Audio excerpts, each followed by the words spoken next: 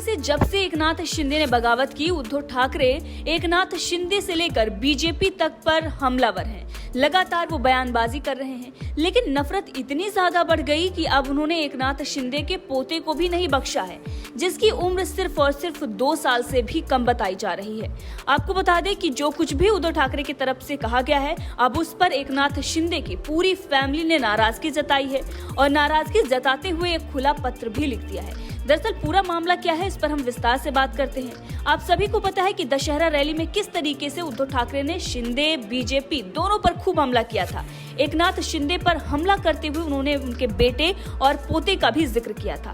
अब जब उद्धव ठाकरे ने उनका जिक्र किया तो एकनाथ शिंदे की जो फैमिली वो भड़क गई और एकनाथ शिंदे की पूरी फैमिली ने उद्धव ठाकरे पर यह आरोप लगा दिया कि उन्होंने उनके पोते, जिसकी उम्र 2 साल है, उसे भी घटिया राजनीति में घसीट लिया है, उसे भी नहीं बख्शा है।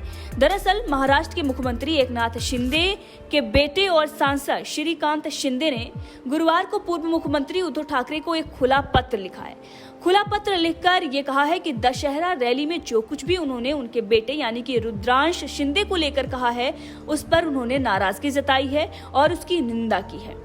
दरअसल रुद्रांश शिंदे एकनाथ शिंदे के 2 साल के पोते हैं और श्रीकांत शिंदे के बेटे हैं। अभी कुछ दिन पहले ही श्रीकांत शिंदे को लेकर भी उद्धव ठाकरे के गुट के तरफ से कुछ ऐसी बातें लिखी गई थी, जिस पर श्रीकांत शिंदे ने जवाब दिया था, लेकिन अब उनके बेटे यानी कि एकनाथ शिंदे के पोते को भी इसमें घसीट लिया गया है।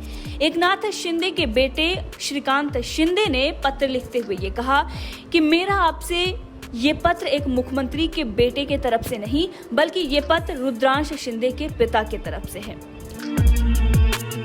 उद्धव ठाकरे ने कहा था कि एकनाथ शिंदे का बेटा श्रीकांत शिंदे बव्वा यानी कि बिगड़ैल बच्चा है और उनके पोते रुद्रांश की नजर पार्षद पर है।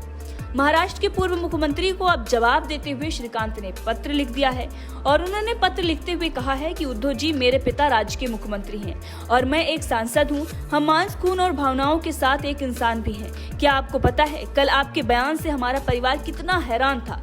कल आपने जो कहा उसे सुनकर बच्चे की माँ और दादी बेहद आहत हुई, उनके आंखों में आंसू आ गए।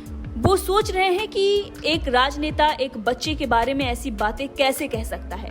मेरे पास इसका जवाब नहीं है। क्या कोई सभ्य और संवेदनशील व्यक्ति ऐसा कह सकता है? जिस परिवार के लिए हमने अपने प्राणों की आहुति दी, ये हमारे लिए कितना दुखदाई होगा यदि उसी परिवार का कोई प्रमुख, हमारे सदस्य, हमारे नन्हे मुन्नों के बारे में ऐसी ओछी टिप्पणी करे।